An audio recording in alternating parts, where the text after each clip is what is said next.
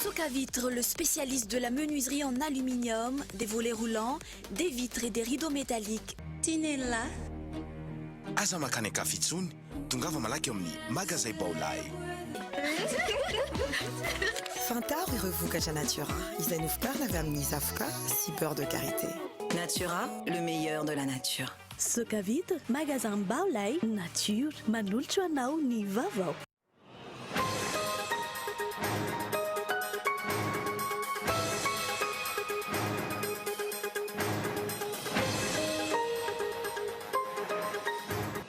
Miantso amin'ny tokony hijerena akaiky ny tsy fahatombanana nandritra ny fifidianana kominaly ny kandidao toliaraka mivital. Raha ny vokatra vonjimaiky avy any an-toerana mitana laharana voalohany ny kandida ny HVM, faharoa ny kandida DD Tomir ary fahatelo ny kandida Kamivital.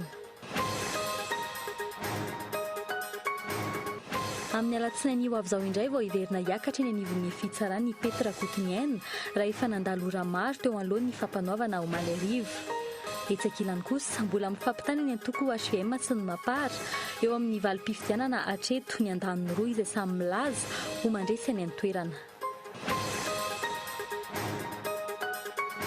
Any ivelany maty nandritra ny fanafiana ny fiarany ny jeneraly Adolphe Nshimirimana izay tanana kavanan'ny filoha Burundais Pierre Nkurunziza androany.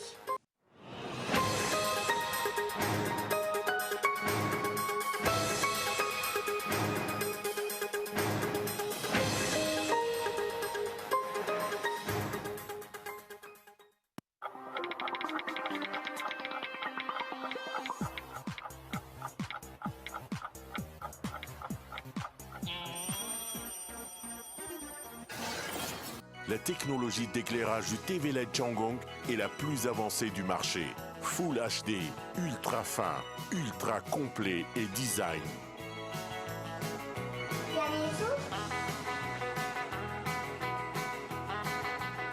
Le téléviseur LED Changgong ouvre les portes du cinéma 3D dans votre salon. TV LED Changgong, la meilleure TV à Madagascar et dans le monde entier. Baolay, toujours meilleur. Regardez-la. Mais dites, vous préférez quel produit pour vos cheveux et votre peau? Pour moi, les produits à base d'ingrédients naturels. Moi, des produits accessibles et qui sont bons. Mais aussi des produits de qualité efficaces. Retrouvez tout ça à travers les produits Natura. Pour vos cheveux, un mélange d'huile coco et d'huile d'olive afin qu'ils deviennent brillants et doux. Pour votre corps, une association d'huile coco et d'huile d'amande douce pour détendre vos muscles et hydrater votre peau. Nouveau, Natura, huile de beauté karité, soin pour les cheveux, le visage et le corps. Natura, le meilleur de la nature. Ny hazo ny vaniko lakana, ny taninandriny ny tsara. Ny orinasa Madagascar Évolution Immobilier dia vonina nome fahafa-po anao an-trano ho an'izay mikasa hividy tany.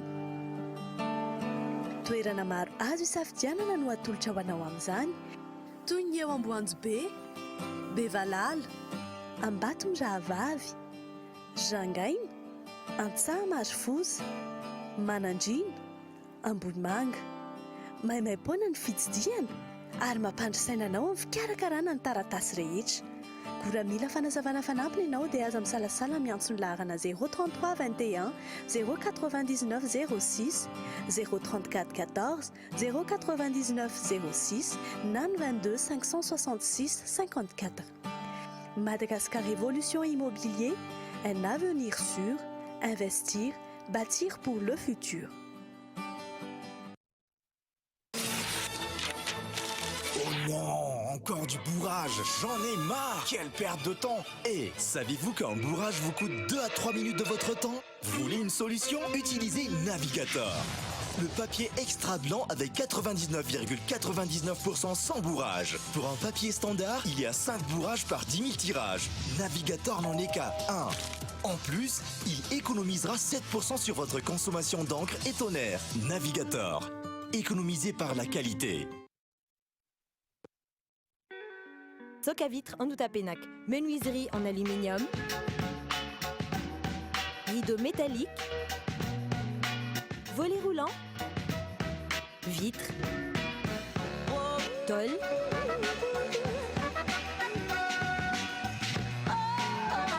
Soca Vitre en Outapénac 020 22 682 28 033 11 256 63. Soca Vitre en Outapénac. Très sincèrement à votre service. Vakansemlay ararotiny illimité night illimité daholo ny SMS sy ny antso makany amin'ireo best friends telo safidinao mandritry ny alina tontolo amin'ny 6 ora alina hatramin'ny 1 ora maraina amin'ny vidiny arivo ariary TTC monja azo ianga ny 224 étoiles 3 milay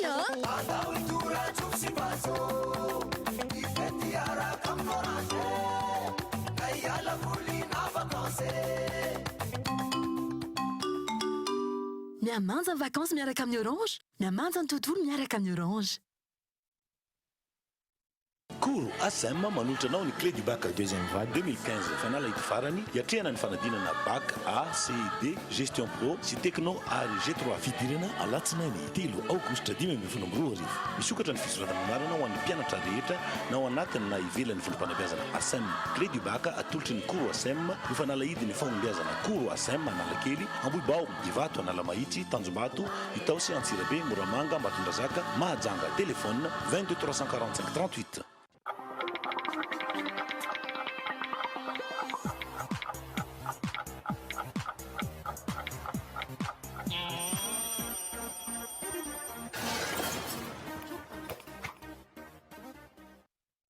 Dia mbola falitafaraka aminao indray tomboky lasy tomboka avy eto anatin'ny fampahalamba avao ny fahita lavitra Kolo TV amin'izao alahady hariva izao miarabanao ary manasanao anaraka izany hatramin'ny farany vaovao mikasika ny voka-pifidianana avy hatrany no isantarantsika ny fiarana amin'ny ity hariva ity miantso amin'ny tokony hijerena akaiky ny tsy fahatombanana nandritry ny fifidianana kominaly izay tanterana ny zoma farany teo iny ny kandidao Toliara Camille Vital raha ny vokatra vonjimaiky avy any an-toerana mitana ny larana voalohany aloha ny kandida ny HVM amin'ny salanisa 3 faingo 500 eo amin'ny laharana faharoa kosa ny kandida Dede Tomira amin'ny salanisa 3 faingo 7 ary eo amin'ny laharana fahatelo ny kandida Camille Vital manana ny salanisa 5 faingo 900 mahalona ny endrika osika marobe izay nitranga tany an-toerana ho an'ny Camille Vital tokony hofoanana ary averina indray ny fifidianana ben'ny tanàna iny arao ny fanampanazavana. Betsaka ny olona sy ny soratra ao amin'ny fifidianana. Betsaka ny olona mitondra carte électorale anankitelo anakefatra anankidimy. Le olona avy amin'ny toeran-kafa zany tonga koa madasabatra. Zany hoe efa nisy préparation à l'avance zany de izy. Zay ny tena marina. Fa le anao requête ny le vahoaka. Plutôt le olona mipetraka ao villa zany anao requête. Le zavatra amin'izany zany. Betsaka nisy anomalie raha eritreritray aloha aleo fanana mihitsy fifidianana sisa averina madio tsara amizay mba hitany mangarara. De amizay moko c'est une leçon par rapport am'le zavatra tsy mety natao mba lesona zany mba ahafahana manao zavatra ara-dalàna. Mba amizay inscriran'le olona rehetra de tirena amizay le izy.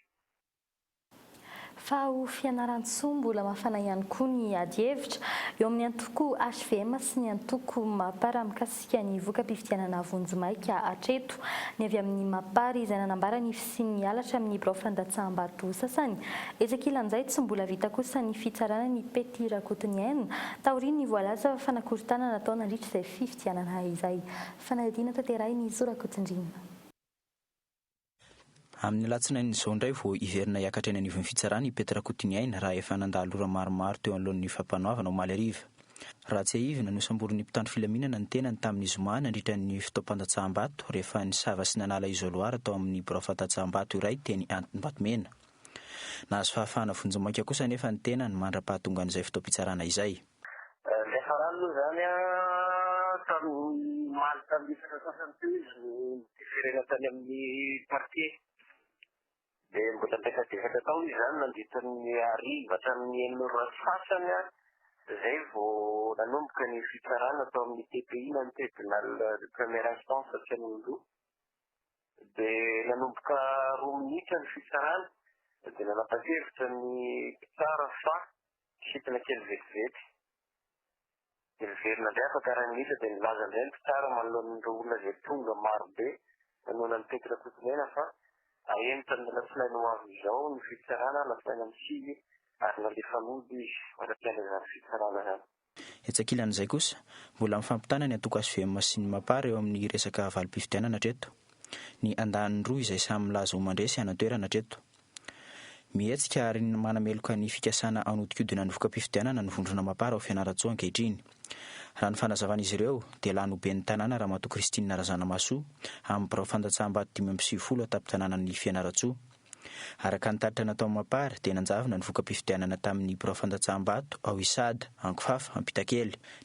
Ny tao talata maty kosa izay naresen'ny SVM dia tsy ara-dalàna ny momba ny vata fandatsaham-bato ary nisokatra melohan'ny fotoana ny valopy misy ny PV izay nahitana PV osoka.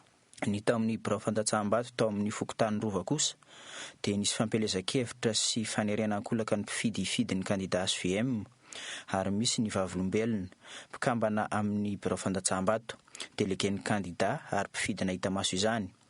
Araka izany dia nilazany tsy anaiky ny fanodikodinana sy ny ady ankafetsena ataon'ny antoko SVM any antoerana ny kandida Kristina Razanamasoa. Andrasana ny toy ny tiraraha ity hatreto. Ho an'ny eto Antananarivo renivohitra kosa 550 faingo 9 isanjato io no salanisa vonjimaika andresen'ny kandidan'ny TIM lalaora valomanana treto ny birao fandatsaham-bato rehetra eto Antananarivo renivohitra. Raika amby 30 faingo 4 isanjato kosa ny an'ny kandida Lalatina Rakotondrazafy izay mitana ny larana faharoa mbola vokatra vonjimaika. Tsy mbola misy kosa ny vokatra avy amin'ny mpikarakara ny fifidianana ny avy any anivon'ny SRMV na ihany koa ny avy any anivon'ny Senit. Fanatedina. 720 faingo ray isanjato io no taham-pandraisana anjara teto amin'ny renivohitra. Mpifidy 377 alina sy ray hetsy amin'ireo 725 sy 4 alina sy enina hetsy voasoratra anarana no tonga nandatsabato tamin'ireo birao fandatsaham-bato miisa 100 manerana ny boriboritany enina. 777 sy 507 alina sy ray hetsy kosa ny vato manan-kery raha toka maty fotsiny ny 720 sy 9. Amin'ireo kandida 7 nandray anjara mitana ny larana voalohany vonjimaika ny kandida Lalora Valomanana amin'ny isambato 727 alina na 550 faingo 7 isanjato. Manaraka azy ny kandida Lalatina Rakotondrazafy manana isambato 4,705 alina na 230 faingo 4 isanjato. Mitana ny larana fahatelo kosa ny kandida R Falomanana manana 3 faingo 4 isanjato. Manaraka azy ny kandida Arlala Ramanatsoa manana 3 faingo 1 isanjato. 2 faingo 7 isanjato ho an'ny Rajerson Véronique, 2 faingo 3 isanjato ho an'ny Andry Ranaivo, 2 faingo 1 isanjato kosa ho an'ny Lalatina Ravololomanana, 4 faingo 7 isanjato ho an'ny Raniry Arnosy Armanana, 4 faingo 7 isanjato ihany koa ho an'ny Rakoto Artsifa Asina. Vokatra vonjimaika avy amin'ny fanambarana ireo birao fandatsaham-bato rehetra avy eto an-drenivohitra ihany ireo hatreto. Efa manomboka tamin'ny alina kosa ny fety ny teny Faravohitra ivitoeran'ny kandida Lalora Valomanana. Ity kandida avy amin'ny antoko TIM mitondra ny larana fahaenina izay efa nanambara sady ny fomba hitatana ny tanàna Antananarivo. Matsiaro aho hoe vonona koa ary ianao fanamby itsika rehetra anarina n'Antananarivo miaraka. Saotra n'Andriamanitra fa azo mifandresenako zavatra efa nisy hoe tsy efa fandresena zany fa zany hoe isaorana ny vahoaka n'Antananarivo satria izy natsiaro hoe samy nanefa didy izy rehetra. Ahoana zany toy amin'ny asa manomboka eto amin'izay? Miandry mivaliny tsara aloha dia isaky ny pourcentage ny arrondissement ny anaovako ny asa atao. Etsakilan'izay ihany koa efa naneho ny fisaorana ny mpifidy ny kandida larana faharoa Lalatina Rakotondrazafy tamin'ny alalan'ny tambazotra sosialy Facebook io maraina io. Ity kandida nitondra ny larana faha-9 ity izay efa nanaiky sahady ny fahareseny amin'izao fifidianana kominaly izao. Nanome fanamariana kosa nefa ny tenany manoloana ny tsy fahatomombanana maro ny tranga nandritra ny fotoam-pandatsaham-bato omaly, ohatra ny tsy fahatomombanana teo amin'ny lisy-pifidianana. Hatreto aloha raha ity vokatra vonjimaika ity toy izao ny mety endrika hitsinjaran'ny mpanolo-tsaina. Raha 777 alina sy ray hetsy ny isan'ny vato manan-kery, 550 kosa ny isan'ny mpanolo-tsaina voatondro ho an'Antananarivo. Ny isan'ny vato manan-kery tsinjaraina amin'ny isan'ny mpanolo-tsaina ny manome alalana anana mpanolo-tsaina iray. Izany hoe izay manana isambato 773 dia mahazo mpanolo-tsaina iray. Hatreto izany manana mpanolo-tsaina 230 isa i Lalora Valomanana, 17 kosa ho an'ny Lalatina Rakotondrazafy, 2 ho an'ny R Falomanana, roa any Arlala Ramanantsoa. Manana toerana ray avy kosa ny kandida Véronique Radjerson, Andranay voary Lalatina Ravololomanana. Andrasana ny vokatra avy any amin'ny Senita. Izay ny mikasika izay voka-pifidianana izay fa ny vaovao ny kolontsaina kosa no nizatsika ny fiarana amin'ny tiariva ety tsy mahafantatra sy tsy mahatanteraka ny kolontsaina Betsileo ny akamaroany avy any amin'ny faritra matsiatra ambony sy amorony mania ho an'ireo mpiavy any amin'ireo toerana ireo izay mila ravinahitra eto Antananarivo renivohitra. Ny fotoana misy lanoana amin'ireo faritra ireo ihany amin'ny ankapobeny no iverena ny kolontsain'izy ireo na ampifondrina ny Betsileo teto Antananarivo arak'izany ny hetsika festival Betsileo izay rana tetsy amin'ny ANS Befiloha fanadetiny Lili Rapiata.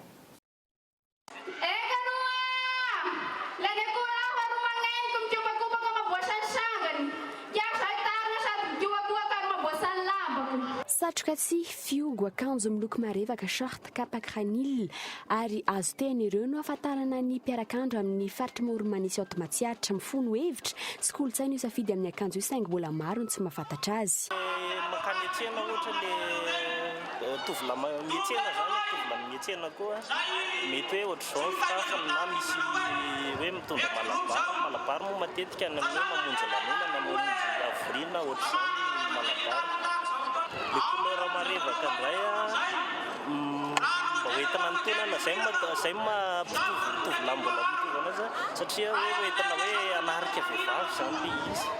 Tsy fahita amin'ny andavanandro ety andrenivohitra ny fiakanjo tahaka izao ho an'ireo Betsileo tsy mahafantatra ny kolontsaina Betsileo itsony amin'ny ankapobeny ny mila ravinahitra manerana ny nosy lanonana any an-toerana ihany no anatanterahana ny tsidika ohatra izay entina nokafana lanonana. Tena miaigna io misy io agny amin'ny faritra misy anay. Tena miaigna io kolontsaina ataonay amin'izao. Dia io no asehonay teto Antananarivo amin'izao. Ty le kolontsaina Betsileo izay mbola miaigna amin'izao izy. Tsy mbola misy hatreto nisa mazava ahafantarana anisan'ny Betsileo eto andrenivohitra sy seho ara-kolontsaina ahafahana mampiraina avy any amin'ny faritra Maoromanisy ato Matsiaritra no tanterahana androany ankoatra ny fampisehoana izany fomba mampanao izany amin'ny malagasy hafa fiaviana. Farany maresaka avy any ivelany maty nandritra ny fanafiana ny fiarany ny jeneraly Adolphe Nshimiramana izay ahitana nakavana ny filoha Burundais Pierre Nkurunziza androany.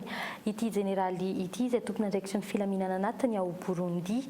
Raha ny fitantarany nanatry masiny lozy rokety misaroana na avo ilay fiara narahina tifitra avararaka maty nandritra izany ihany koa arak'izany ny mpiambina manokana ny jeneraly Adolphe Nshimiramana izay miisa 3 olona 7 no samboriny mpitandron'ny filaminana tamin'ny fanafiana ity tao anatin'ny 3 volana izao no nianjadiny ny herisetra tao Burundi.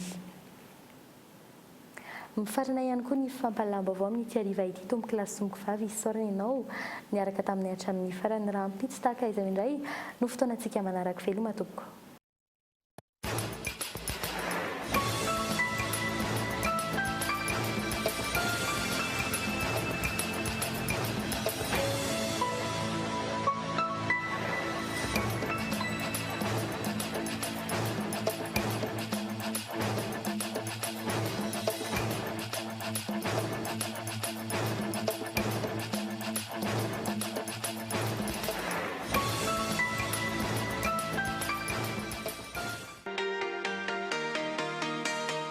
Vitre, le spécialiste de la menuiserie en aluminium, des volets roulants, des vitres et des rideaux métalliques. Tinella.